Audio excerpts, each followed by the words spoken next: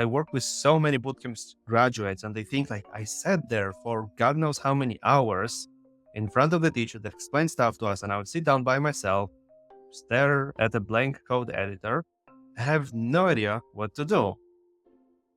And it's because they paid $10,000 or $20,000 for the illusion of knowledge.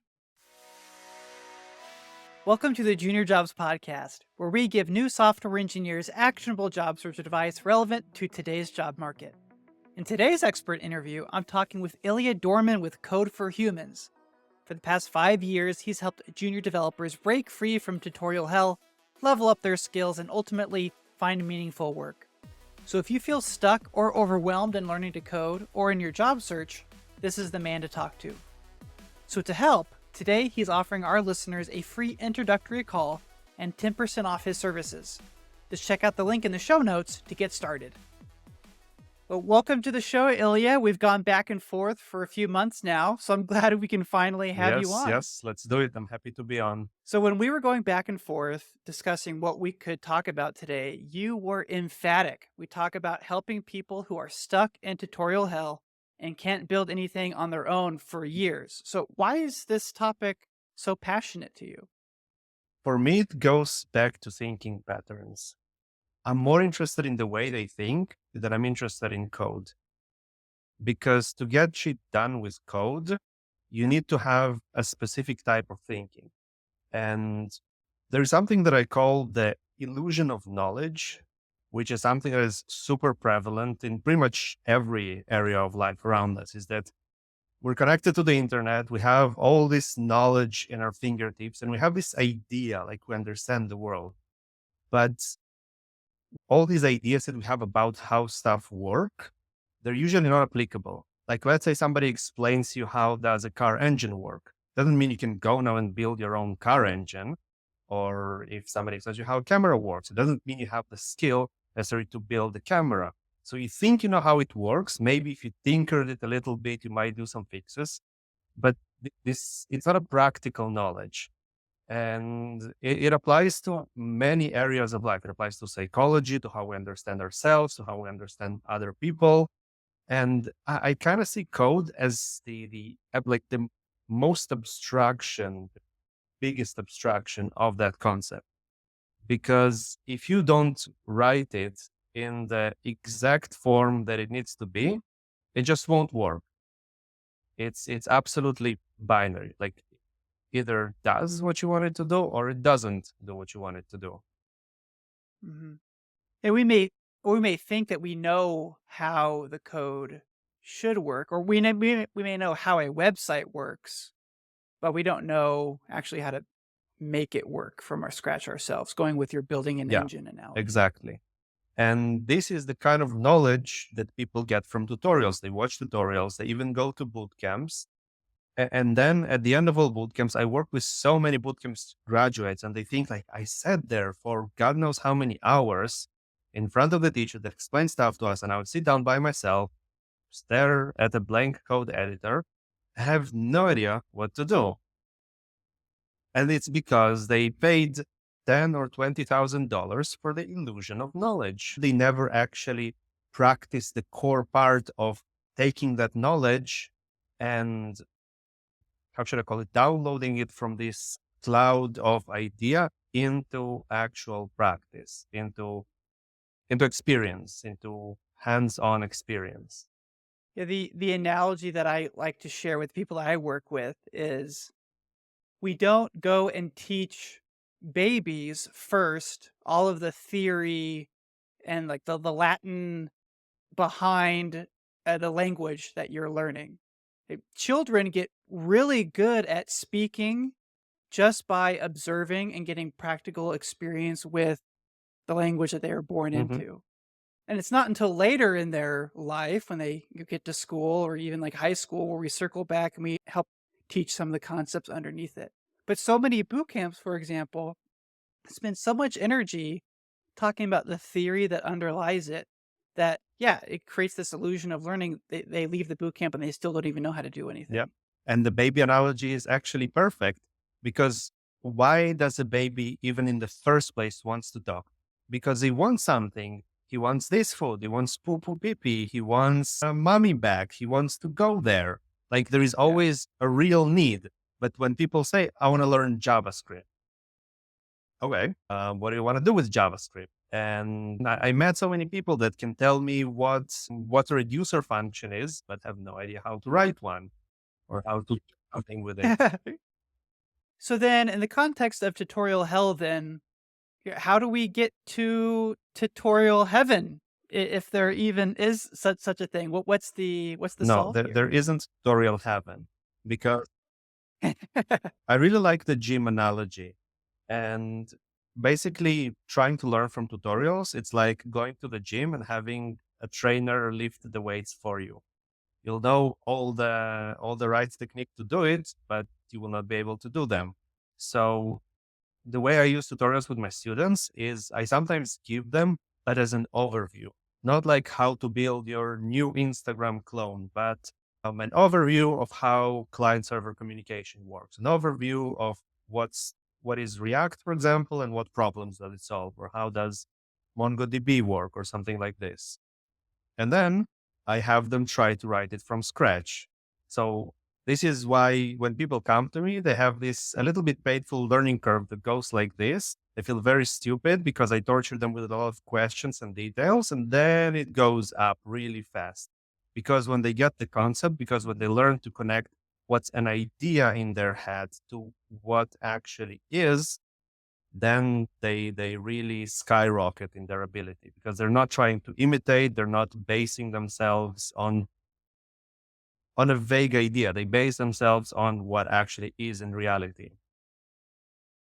Well, they're not just copying and pasting the answer from the Oh God, tutorial no! that they watch. They're having to actually dig Yeah, into I it. Yeah. punish copy paste. I punish by telling them you Well, have to explain to me exactly, let character by character what this thing does if you want to copy paste. when I learned to program, it was 2 years into it that things finally clicked for me, and I went the typical 4-year college degree route. But it was in my 2nd year where I actually broke my foot playing soccer, and I couldn't go to class for about 2 months. And I would get the assignment from my friends, but then I would have to figure it out on my own, and up until that point, I was going to the teacher's assistant, I was going to the lab, and I was having somebody more experienced than me standing over my shoulder, telling me exactly what to type line by line.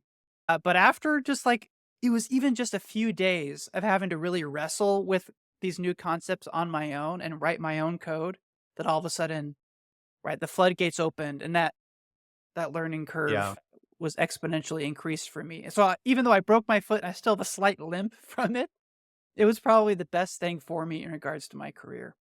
nice. So well, it took you only 2 years. It took me, I think, maybe 5 years or more to get there. Okay. Yeah, we're all on our own journey. You just should have, got sent to the hospital earlier, I guess. Maybe that was Could be. the blessings of trials, I Yeah. guess. I got into tech I have no degree. I did one course that was, I think, PHP course. It was weak. I literally I spent like $1,000 and understood absolutely nothing.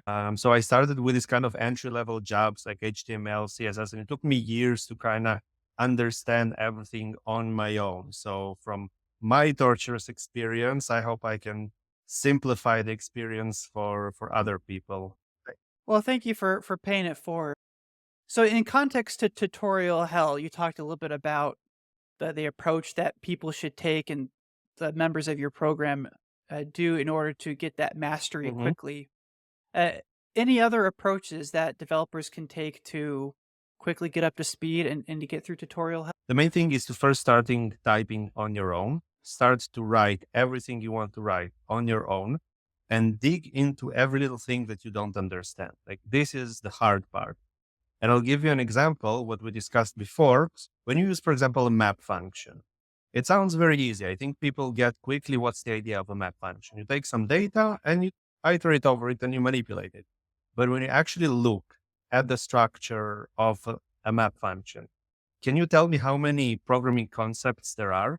So in this function that I shared with you, how many programming concepts, JavaScript concepts are utilized in that function? So you have a callback, right? That gets or a function that gets passed in as a Mhm. parameter. That function is what's going to get called on each iteration. Each iteration through is going to pass a reference of that object, and it updates in place the variable that you're setting, Mhm. and it returns in place, the array of what you passed in. Exactly. How did I You do? did great. Yeah. You missed the arrow function and the Okay. implicit return. You missed even the fact that square brackets can have a dot after them, because people who are not used to code, they will kind of skip over it. Like, that's the funny part with how our brain plays trick on us. We think we know, and then we don't pay attention to the details. But there is square bracket, which is an Yeah. array. So how can a dot even come after that array? Like, you usually don't use a dot like this. And there is the whole concept of the callback function, which is not a simple thing to understand on its own, like a function that takes a function as a parameter. And there are two places that there's a Mhm. return value, one in the arrow function and another that the whole map function has a return value. So something that you think you know, which is, yeah, it iterates and it does something, it has so many little moving parts that if you don't fully understand them, when you come to even make a change to that function, like let's say I want to return some text with this or some structure it a little bit different or even make a condition, you're lost. It seems so simple, but in reality, it's really, really not Mhm. simple. So in the context of getting using this approach to get better as development, I should say here at the Junior Jobs podcast, we're all about discussing tools, patterns, habits that can help us be more effective in our job Mhm. search. So taking an approach like this, how do you think new developers can leverage that to be more successful at Yeah. finding work? So first of all, they need to start building stuff on their own. They cannot rely on tutorials to build stuff. They can rely on tutorials to get an overview or to get specific chunks of knowledge of concepts like how does a callback function work? How does a map function work? This is fine things to watch a tutorial for because they explain how the thing works. And then they can utilize it. So first and foremost, build stuff on your own. A second thing that I see almost everyone do is when they run into a problem, instead of understanding and fixing the problem, they simply jump to try another solution. And this is a huge thing because when you're in the learning process, you have to understand what doesn't work. It's way more important to understand what doesn't work than finding a solution. Some people kind of give themselves this false pressure because they say, oh, on the job, I'll need to do this and that quickly. And that's true. On the job, you'll be expected to do things way quicker. But when you learn, you cannot time pressure yourself when learning. You can spend a week on figuring out what does a map function do if you're not fully familiar with it. And that's perfectly fine. That's another reason why I'm a huge fan of, even after being full-time employed somewhere, of having a side project that uses the same tech stack as the one that you're using at Yeah. work.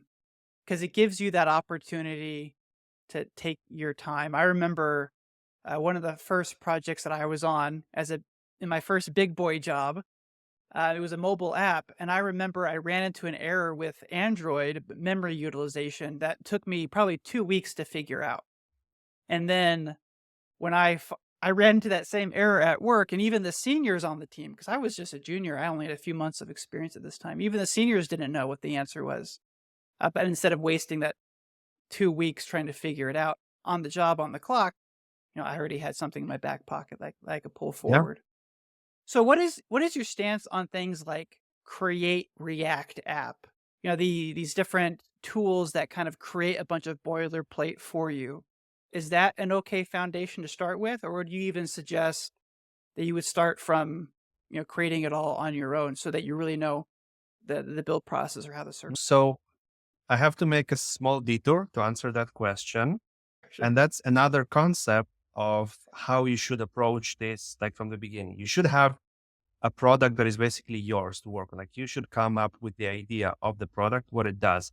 Because when you play the role of the product owner, you can define what features you need. And then when you come to code them, then there's nobody telling you, like in a bootcamp, oh, this is the feature we need and this is the solution for it. And then you don't think, because when this happens, you shut down your brain and just copy paste and try to implement. But when you are the product owner and when you are the one deciding how to solve this with code, then your brain actually works. Then this is the main Mhm. step. Most coding blocks, most of what people see as coding blocks are not actually coding blocks. They're psychological blocks. They're choice making blocks. They're another rant. We kind of live in a society that we're used, all the answers are easily given and we kind of bombarded with it should be done that way, this should be done that way. In our schools, there's always like one correct answer. If you don't know one correct answer, you fail. But yeah, there is kind of no really easy path to start using your brain, especially in this environment, if you're not really used to do it. And I know it sounds kind of negative, but it is what it is. It's a fact. And I had to go through this struggle for quite a long time. It took me many years to understand how to even use the brain. So when it comes to tools, like you asked, if people should use tools, they should use whatever they need to get their goal achieved. And if they can skip a few steps, Okay. that kind of boilerplate stuff for them, that's fine. Because if those things are not directly related to what I want to build an app to rent a pet. I don't care how Webpack works for this app. So You want to focus on the code part of it. exactly. It reminds me of the analogy you started with of the trainer, where you can watch them do all of the right moves, but if you're not building the muscle yourself, you're not on the machine, you're not going to get stronger.